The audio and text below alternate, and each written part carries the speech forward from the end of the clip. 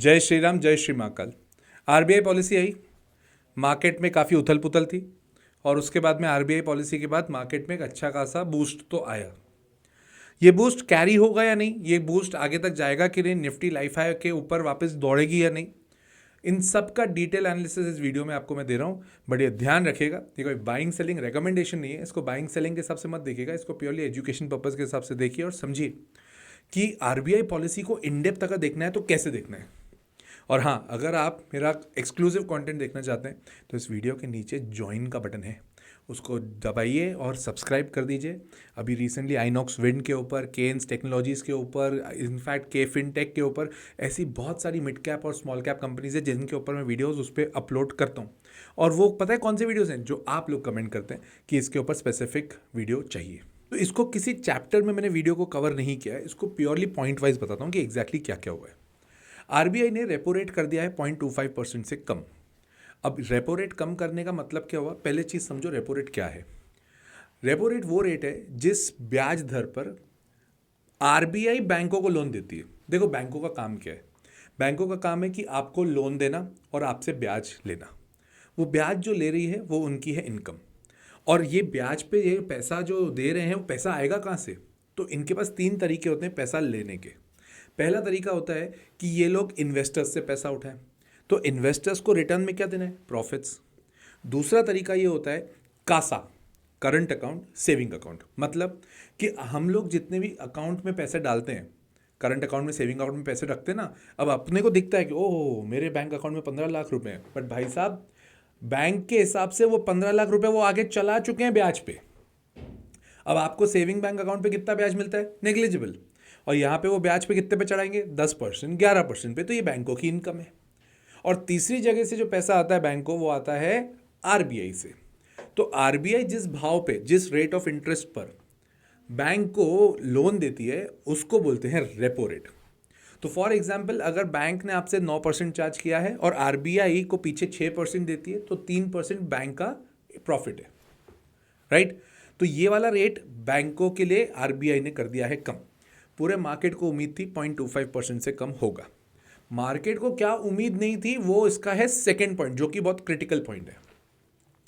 OMO, that is open market operations से RBI ने कहा है कि हम 1 लाख करोड़ के बॉन्ड्स खरीद रहे हैं। अब इसका क्या मतलब हुआ यार, ओपन मार्केट ऑपरेशंस मतलब ओपन मार्केट से आरबीआई क्या करती है, बॉन्ड्स इशू करती है मार्केट में। अब जब बॉन्ड इशू करती है तो बॉन्ड क्या हो गया, एक डॉक्यूमेंट। फॉर एग्जाम्पल, आपको, मैं आरबीआई हूं और आप जनता हो। अभी एक एग्जाम्पल ले रहा हूं, जनता के ऊपर बहुत ज़्यादा नहीं जाते, बट जनता, एक एग्जाम्पल दे रहा हूं। अब मैं आरबीआई हूं, मैंने आपको बॉन्ड इशू किया।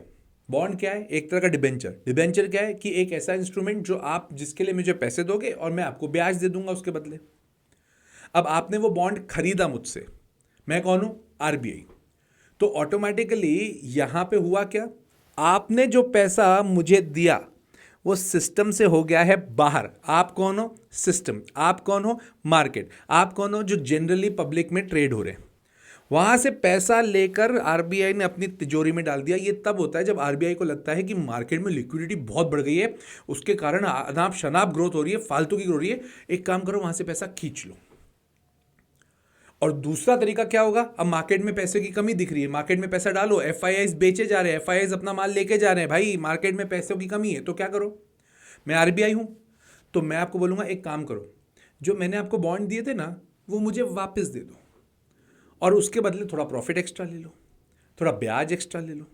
तो आरबीआई क्या कर रही है, अपने बॉन्ड्स खुद खरीद रही है, और वो खरीदने के बाद होगा क्या, आप लोगों को मिलेगा पैसा, और ये पैसा अब मार्केट के सिस्टम में आ गया।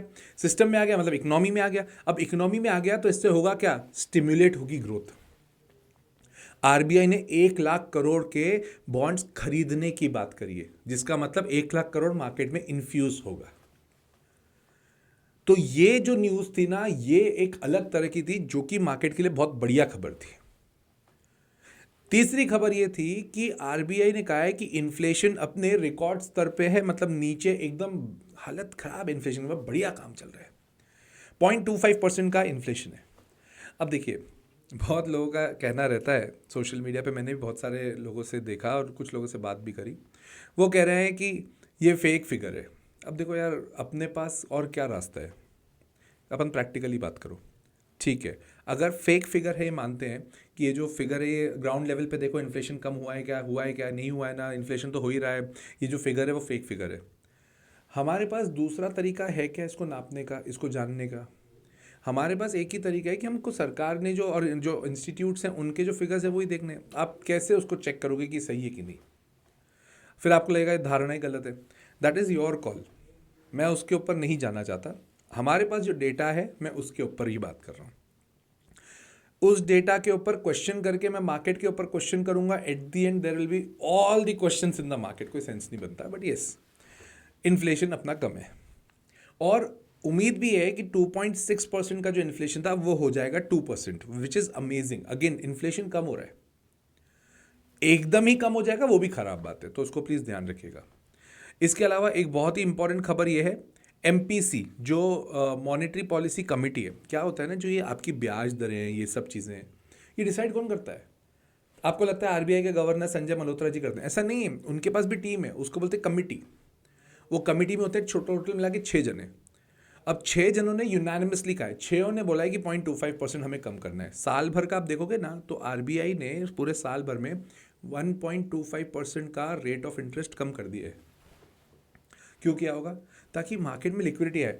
सबको दिख रहा है एफआईआईज भरपूर माल बेच के जा रहे हैं, तो आपको क्या लग रहा है अपना मार्केट ऊपर कैसे है? ये अपनी खुद की महाशक्ति काम कर रही है, डीआईआईज, डोमेस्टिक इंस्टीट्यूशनल इन्वेस्टर्स, जो अपने मार्केट को संभाल रखे हैं, वरना तो हालत ख़राब हो सकती थी ना। एफआईआईज, भाई मैं आपको बताता हूँ, 2-3 साल पहले अगर एफआईआईज जितना अभी माल बेच रहे हैं उतना बेचते होते ना, अभी अपन क्रैश की सिचुएशन पे होते।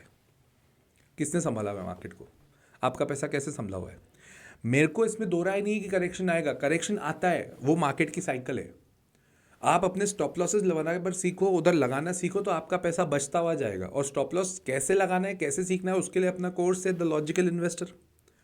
मैं हर वीडियो में उसके बारे में थोड़ा बहुत बताता ही हूँ। तो अगर इन डेप्थ सीख रहा है तो फिर वो वाला कोर्स है आपके लिए, जिसका नंबर आपको अभी स्क्रीन पर भी दिख रहा होगा। अगर आपको करना है तो कर सकते हो, कोई दिक्कत नहीं है। डीप में सिखाएंगे लाइव, वो भी मैं सिखा रहा हूँ। बट इफेक्टिवली आरबीआई ने 1.25% का रेट ऑफ इंटरेस्ट कम कर दिया है, रेपो रेट। अब उसके बाद होगा क्या? मार्केट में लिक्विडिटी बनेगी।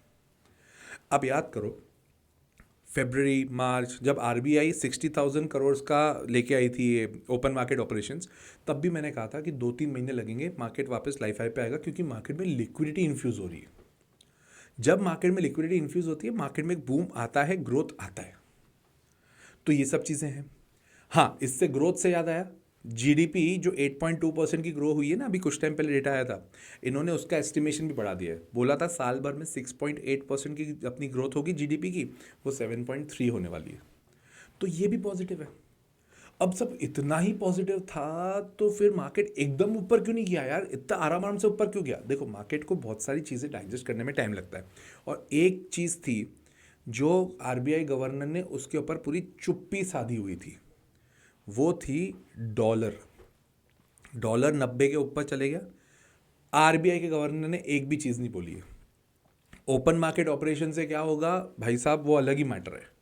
बट ऑल टुगेदर एक नेगेटिव पॉइंट मेरे को पूरी आरबीआई की पॉलिसी में लगा, वो ये था कि डॉलर के लिए भाई साहब ने कुछ नहीं कहा है, और अभी के टाइम पे डॉलर एक बहुत बड़ी गुत्थी हो चुका है। तो इसको प्लीज़ ध्यान से समझिएगा। मार्केट में जब तक निफ्टी के लेवल्स 26,200 के ऊपर हैं, तब तक कोई दिक्कत की बात नहीं। 26,200 एक क्रिटिकल लेवल है। अब ऑब्वियस सी बात है, 26,300 हो गया। 26,300 के ऊपर जब तक निफ्टी नहीं जाएगी, तब तक फ्रेश तेजी हम एक्सपेक्ट नहीं कर सकते। नीचे के लेवल पे 25,800 एक उसका सपोर्ट है, उसके नीचे गया तो हाँ, फिर करेक्शन आने की पूरी उम्मीद रहेगी। आई होप कि ये वीडियो आपको अच्छा लगा होगा, और अगर अच्छा लग गया तो लाइक कर दिया करो नया वीडियो, सब्सक्राइब कर दिया करो चैनल, और शेयर करना अपने दोस्तों के साथ। कमेंट करके ये भी बताइए और कौन सी कंपनी पर डिटेल वीडियो चाहिए, मैं ज़रूर बनाऊंगा जैसे ये भी बना रहा हूँ। टिल देन, जय श्री राम, जय श्री महाकाल।